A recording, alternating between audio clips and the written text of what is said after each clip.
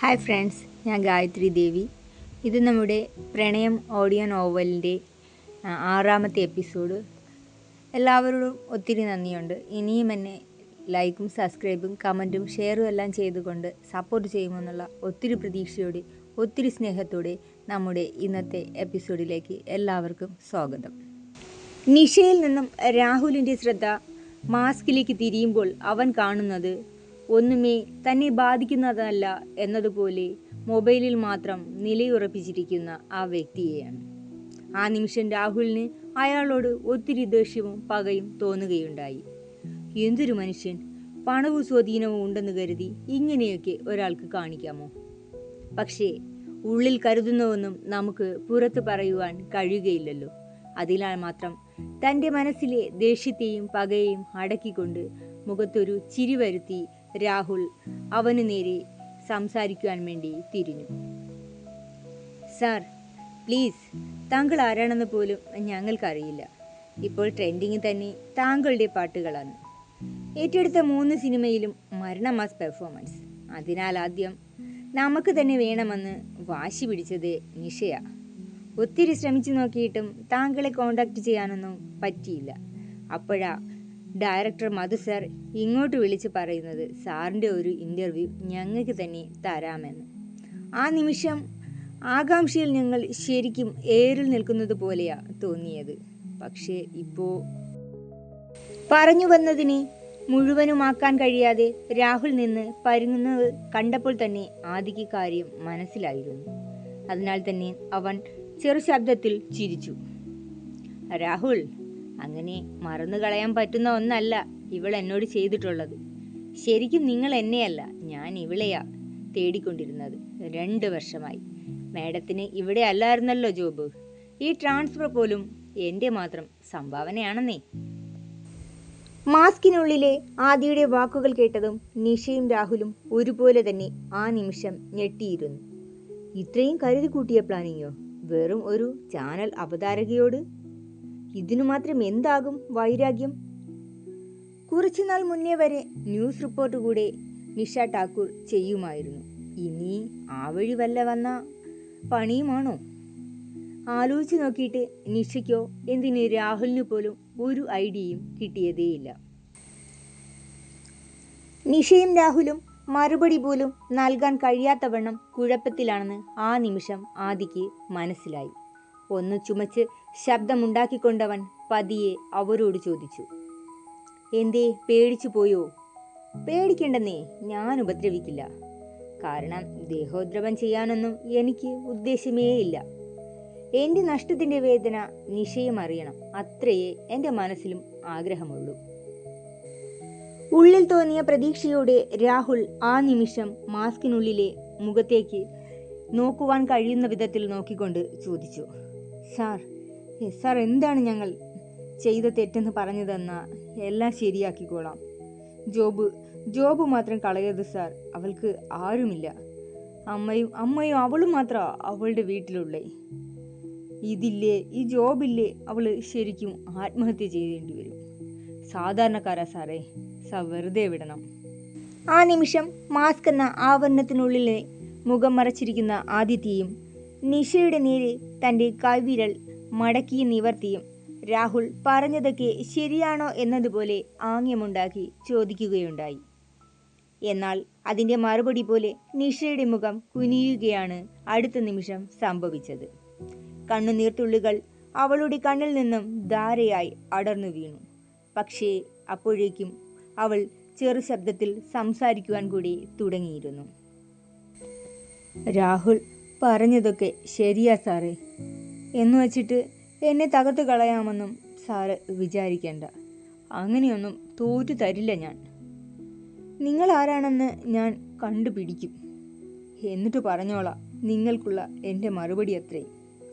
അത്ര വലിയ തെറ്റെന്താ? ആരെങ്കിലും കൊന്നോ ഞാൻ? അതോ ഞാൻ മോഷ്ടിച്ചോ? അതോ തീവ്രവാദം നടത്തിയോ? എന്താ നിങ്ങൾക്ക് എൻ്റെ മേലുള്ള ഇത്രയും വൈരാഗ്യം? പിന്നെ എന്നായാലും ഈ മുഖം വെളിയിൽ വരുമല്ലോ, അപ്പോഴും കാണണം ഈ പുച്ഛവും ദേഷ്യവുമൊക്കെ. അന്ന് കാലം നിങ്ങളോട് എല്ലാത്തിൻ്റെയും കണക്കുകൾ ചോദിക്കുക തന്നെ ചെയ്യും. നിഷയുടെ സംസാരം കേൾക്കെ ആദിത്യയും അതേ വേവിലെങ്കിൽ തന്നെ അവൾക്കുള്ള മറുപടി കൊടുക്കുവാൻ തീരുമാനിച്ചു. ഓ, അപ്പോൾ നിഷ ഠാക്കൂർ ഈ ആറ്റിറ്റ്യൂഡ് വിട്ടിട്ടില്ല. നന്നായി. ഇല്ലെങ്കിൽ ബോറായനേന്നേ. ഇതിപ്പോൾ ഓൾ ദി ബെസ്റ്റ്. പിന്നെ അതിന് കണ്ടിന്യൂ ചെയ്യണോ? വേണ്ടല്ലേ. കാരണം ഇനി ഈ അഭിനയം തുടരുന്നത് നമ്മൾ രണ്ടുപേർക്കും അത്ര നല്ലതല്ല. അപ്പോൾ പിന്നെ നല്ല ക്ഷമയോടെ കാര്യങ്ങൾ ഇങ്ങനെ പറഞ്ഞു തീർക്കുന്നതല്ലേ നല്ലത്.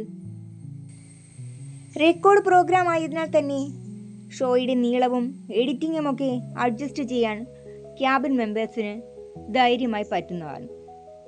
വല്ല ലൈവും ആയിരുന്നെങ്കിൽ ഇപ്പോൾ പണ്ടാരമടങ്ങിയേനെ.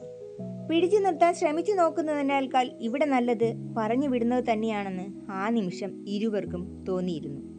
അതിനാൽ തന്നെ അവൻ പോകുന്നത് തടഞ്ഞുമില്ല.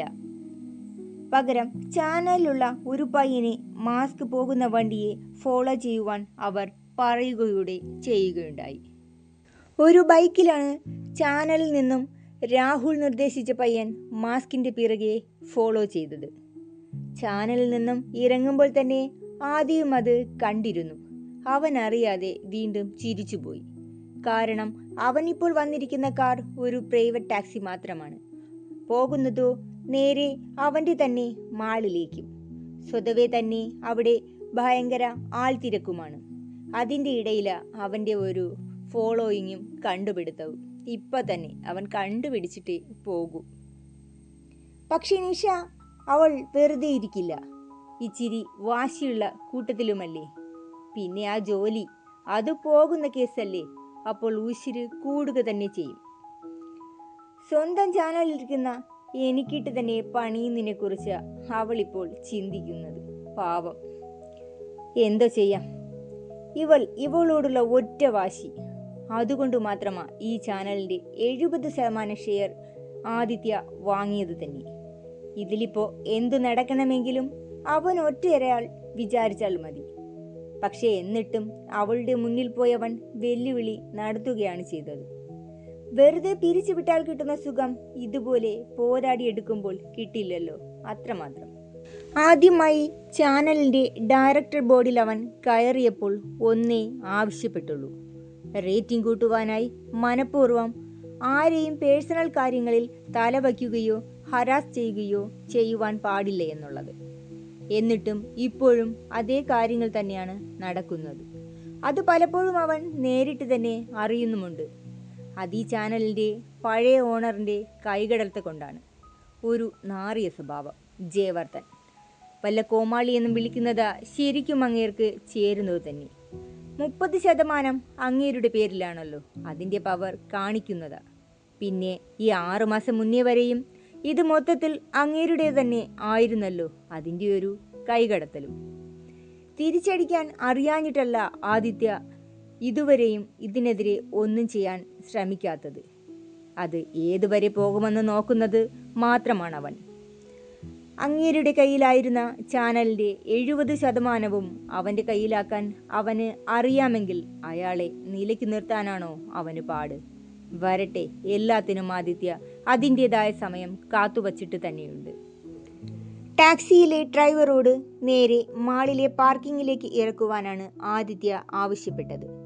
കാർ പാർക്കിങ്ങും ബൈക്ക് സെക്ഷനും 2ആണ്. അതിനാൽ തന്നെ അവൻ്റെ പിറകെ വന്ന പയ്യൻ അവിടെ നിന്നും ഇവിടെ വരെയും തപ്പി എത്തുമ്പോഴേക്കും ആദിത്യയ്ക്ക് എത്തേണ്ടിടത്ത് എത്തുവാൻ കഴിഞ്ഞിട്ടുണ്ടാകും. നേരെ ലിഫ്റ്റിലേക്ക് കയറിയവൻ 2ാമത്തെ ഫ്ലോറിലേക്കാണ് പോയത്. അവിടെയൊരു റെസ്റ്റോറൻ്റ് ഉണ്ട്. അതിൻ്റെ ബാക്ക് ഏരിയയ്ക്ക് പോകാനുള്ള ഓപ്പറേറ്റർ ലിഫ്റ്റുമുണ്ട്. സാധാരണ ആളുകൾ ഉപയോഗിക്കില്ലത്. അതിൽ കയറിയുടൻ തന്നെ ഇട്ടിരുന്ന വേഷവും മാസ്കുമൊക്കെ ആദിത്യ അഴിച്ചുമാറ്റി. പകരം കൈവശമുണ്ടായിരുന്ന ബാഗിൽ നിന്നും ഒരു ബ്ലാക്ക് ബനിയനും ജീൻസും എടുത്തിട്ടു. ഒപ്പം ബാഗിനെ മറ്റൊരു ബാഗിലാക്കി തെളിവുകളൊക്കെ ഒഴിവാക്കുകയും ചെയ്തു. വളർന്നു കിടക്കുന്ന തലമുടിയെ ഹെയർ ബൺ ചെയ്തുകൊണ്ട് ഒരു കൂളിംഗ് ഗ്ലാസ് കൂടി മുഖത്തവൻ വച്ചു. അപ്പോഴേക്കും ലിഫ്റ്റും ഓപ്പൺ ആയിരുന്നു. നേരെ അവരുടെ ബാക്ക് യാർഡ്, പിന്നെ അതിലൂടെ ടെക്സ്റ്റൈൽ സെക്ഷൻ. പോയൊരു ബിസിനസ് സ്യൂട്ട് തന്നെ പർച്ചേസ് ചെയ്തു. ശേഷം വീണ്ടും ഒരു അഴിച്ചുപണി കൂടി. അതിൻ്റെ ഒന്നും ആവശ്യം ഉണ്ടായിട്ടല്ല ആദിത്യ വീണ്ടും ഒരു മേക്ക് ഓവർ ചെയ്യുവാൻ പോയത്. കാരണം അവനെ പിന്തുടർന്ന് വന്നിരുന്ന ചാനലിനെ പയ്യന് തീർച്ചയായും അവനെ പാർക്കിങ്ങിൽ തന്നെ നഷ്ടപ്പെട്ടിട്ടുണ്ടാകും. ഒത്തിരി നേരത്തെ ആലോചനയ്ക്ക് ശേഷം ആദിത്യ അവിടെ നിന്നും തൻ്റെ ദിനചര്യയിലേക്ക് കടക്കുകയാണ് ഉണ്ടായത്. ഇത്രയും നേരവും ആദിത്യ തലേ ദിവസത്തെ ഓർമ്മകളിലായിരുന്നു എങ്കിൽ അതിനെയെല്ലാം ഭേദിച്ചുകൊണ്ട് മുന്നിലെ കാറിലെ ഒരു ഹോണടിയാണ് അവനെ എല്ലാ ചിന്തകളിൽ നിന്നും മടക്കിക്കൊണ്ടുവന്നത്. ഓർമ്മകളുടെ വേലിയേറ്റത്തിൻ്റെ തേങ്ങലുകൾ കൊണ്ടാവാം അവനൊന്ന് നിശ്വസിച്ചു പോയി.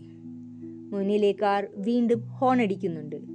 അപ്പോഴാണ് അവൻ എല്ലാം ഒന്ന് റിവൈൻഡ് ചെയ്ത് നോക്കിയത്. ഓഹ്, ഇൻ്റർവ്യൂ ചിന്തിച്ച് കാറിൻ്റെ പാർക്കിംഗ് വരെ എത്തിയത് അറിഞ്ഞതേയില്ല. കമ്പനിയുടെ ഗേറ്റിൻ്റെ ഫ്രണ്ടിലാണ് ശരിക്കുമുള്ളത്. പാർക്കിങ്ങിലെ സെക്യൂരിറ്റി ആണെങ്കിൽ ആദ്യം എന്താ വണ്ടിയെടുക്കാതെ ആലോചിച്ച് നിൽക്കുന്നതെന്ന പോലെ അവനെ തന്നെ സൂക്ഷിച്ചു നോക്കുന്നുണ്ട്. അയാൾക്കും അതിശയിക്കേണ്ടി വരില്ലേ? അല്ലെങ്കിൽ മൂട്ടിന് തീ പിടിച്ച പോലെ വണ്ടിയുമായി പോകുന്നവനാണ് ആദിത്യ. ഇതിപ്പോൾ രാവിലെ തന്നെ ഏതോ കഞ്ചാവടിച്ച് കിറങ്ങിയതുപോലെ നിൽക്കുമ്പോൾ ആർക്കായാലും ഇതൊക്കെ തന്നെയേ തോന്നുകയുള്ളൂ. അയാളെ നോക്കിയെന്ന് ആദിത്യ പുഞ്ചിരിക്കുവാൻ ശ്രമിച്ചു. ശേഷം വണ്ടിയുമായി പതിയെ അകത്തേക്ക് തന്നെ വിട്ടു. അവൻ്റെ ഫോണാണെങ്കിൽ ബെല്ലടിച്ചു കൊണ്ടേ ഇരിക്കുകയാണ്. ഓഹ്, ഇവളൊരുത്തി ഫോൺ വിളിച്ചാൽ എടുത്തില്ലേ എടുക്കുന്നവരെ വിളിച്ചുകൊണ്ടേയിരിക്കും. ഫോണിൻ്റെ ഡിസ്പ്ലേ നോക്കി അവനൊന്ന് ഞൊടിഞ്ഞു. ശേഷം അവൻ തന്നെ സ്വയം തിരുത്തി. അവളെയും കുറ്റം പറയാൻ പറ്റില്ല. അപ്ഡേറ്റ് എന്നൊക്കെ പറഞ്ഞ് ചീത്ത വിളിക്കുന്നതും ഞാൻ തന്നെയല്ലേ. പാർക്കിങ്ങിൽ നിന്നും ഓഫീസ് ക്യാബിനിലേക്ക് കയറിയത് മാത്രമേ ആദിത്യയ്ക്ക് ഓർമ്മയുള്ളൂ. പിന്നെ ബിസിനസ്സിൻ്റെ ആഴത്തിരക്കുകളിൽ പെട്ടുപോയവൻ. കുറേയേറെ കോൺഫറൻസ്, ഡിസ്കഷൻ, സൈറ്റ് വിസിറ്റിംഗ്. ഇതിനിടയിൽ കഴിച്ചതോ വെറുമൊരു ബർഗറും ജ്യൂസും മാത്രമോ. അവന് വല്ലാത്ത മടുപ്പ് തോന്നിപ്പോയി. കുറച്ച് ദിവസമായിട്ട് ഇങ്ങനെയാണ്. നല്ല തിരക്കാണവന്. പുതിയ 1-2 ബിഗ് പ്രോജക്റ്റ് റെഡിയാക്കുവാനുമുണ്ട്. അതിനാൽ ഒന്നിലും അവന് സമയവും കിട്ടുന്നില്ല. നാളെ മുതൽ കുറച്ച് മാറ്റങ്ങൾ ഉണ്ടായേക്കും. കാരണം മനുവും ശിവയും ജോയിൻ ചെയ്യുന്നുണ്ട്. അലമ്പുകളൊക്കെ ആണേലും ഉത്തരവാദിത്തമൊക്കെ തലയിൽ വച്ചു കൊടുത്താൽ അതിനെ അവർ ശ്രദ്ധിച്ചുകൊള്ളും. പിന്നെ ഇതിൻ്റെ ഇടയിലും ചൊറിയും. അതിന് വലിയ മാറ്റങ്ങളൊന്നും കാണില്ല. അത് ജന്മന ഉള്ള സ്വഭാവമായി പോയില്ലേ.